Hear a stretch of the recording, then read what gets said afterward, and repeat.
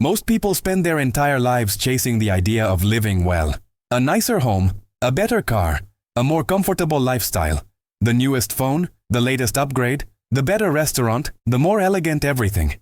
And at first, it feels right. It feels deserved. It feels like progress. But at some point, a point most people never notice, living well quietly transforms into your biggest expense. Not because the things you buy are inherently bad, but because the comfort they promise slowly becomes the cage that traps your future. This video isn't about guilt. It isn't about telling you to live a minimalist life or give everything up. It's about awareness. It's about understanding something almost no one teaches. The moment your lifestyle becomes the priority, your freedom stops being one. And once that happens, living well stops feeling like living and starts feeling like maintaining. If you've ever felt like you're working harder just to keep up with your own life, or like comfort slowly became pressure, or like success somehow made things heavier instead of lighter, then this video is for you. And before we continue, go ahead and hit the like button and subscribe. Because this is exactly the kind of conversation nobody has with you, yet it's the conversation that changes everything. Let's start with a truth many people never see. Comfort grows quietly. But so does its cost. A small improvement feels harmless. A slightly nicer apartment, a little bit more eating out, a few upgrades here and there, nothing dramatic, nothing that should hurt you financially. But lifestyle doesn't grow in big jumps. It grows in tiny, invisible steps. And each small step shifts your definition of normal. What once felt like luxury slowly becomes your baseline. And once something becomes normal, you stop questioning it. You stop noticing. You simply maintain it. And maintaining a higher lifestyle is far more expensive than building one. The danger isn't the lifestyle itself.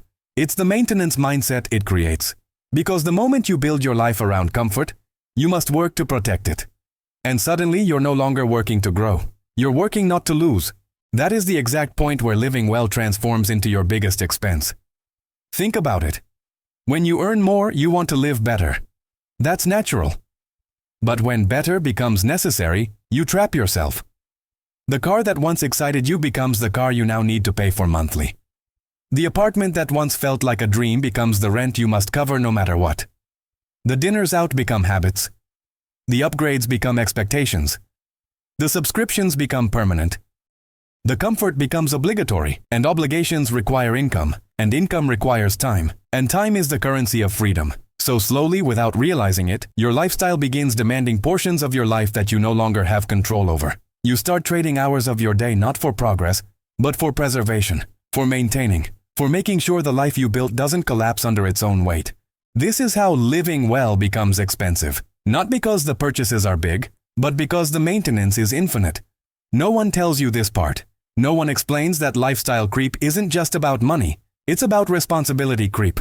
And the more responsible you become for maintaining your comfort, the less room you have to change, to adapt, to experiment, to say no, or to step away from what doesn't serve you anymore. This is why many people feel stuck even when they're earning more, even when life looks good from the outside, even when they have everything they dreamed of having years ago. Because what looks like comfort is often a trap painted to look like success. Let me give you a simple example. Imagine someone increases their income. Instead of expanding their freedom, they expand their lifestyle. They start spending more, living more luxuriously, buying more convenience. It feels great, temporarily. But behind the scenes, something fundamental changes. Their cost of living rises. And with that rise comes a new demand. I need this level of income to survive now. The freedom to choose, to pause, to step back disappears. Their lifestyle now dictates their decisions. Freedom is not the ability to buy more things. Freedom is the ability to need less. Most people confuse comfort with freedom. But comfort requires maintenance, and maintenance requires money. And money requires time, and time requires your life. That's the transaction nobody sees. You don't pay for your lifestyle with money, you pay with the hours of your existence. And here is the cruel truth. The more well you live, the more hours you owe. This is why people with higher incomes often feel more trapped than people with lower incomes. They have more to lose, more to maintain, more pressure, more fear of falling. They built a life that demands constant financial energy to keep running, like a machine that never turns off. And what makes this truly painful is that it happens silently. No one wakes up one day and says, I want my lifestyle to control my life. It happens gradually, invisibly, through small upgrades that feel harmless. People don't trap themselves on purpose. They build a golden cage, one subscription, one car payment, one apartment upgrade at a time. Then one day they realize the cost of living well isn't measured in money. It's measured in lost choices. Choices they no longer have. Less freedom to change jobs. Less freedom to take risks. Less freedom to rest. Less freedom to say no. Less freedom to pursue something new. Less freedom to live a life driven by meaning instead of maintenance. And when someone loses their choices, they lose their freedom, even if their lifestyle looks beautiful from the outside. But here's the good news, and this is the part no one talks about. You don't need to live small to live free. You just need to live consciously. Freedom doesn't require sacrificing comfort.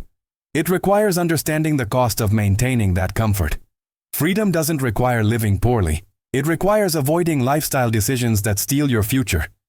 Freedom doesn't require earning less. It requires not letting your earnings control you.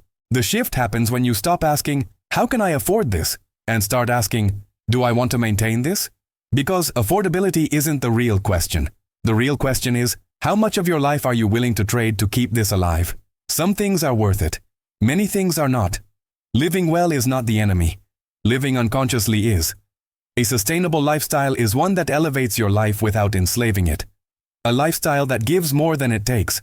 A lifestyle that enhances your freedom instead of draining it. Imagine how powerful you become when your lifestyle supports your life instead of consuming it. When your expenses are aligned with your values. When your financial commitments don't control your decisions. When your comfort doesn't require sacrificing your future. When you need less to feel full.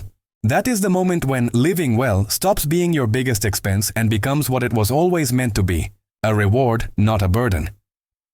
Thank you for watching Money Tips. Now I want to hear from you. What part of your lifestyle do you feel takes more from you than it gives back? Tell me in the comments. Your answer might help someone else wake up to their own reality. Don't forget to like this video, subscribe, and watch the next one on your screen. It connects perfectly with everything we discussed today.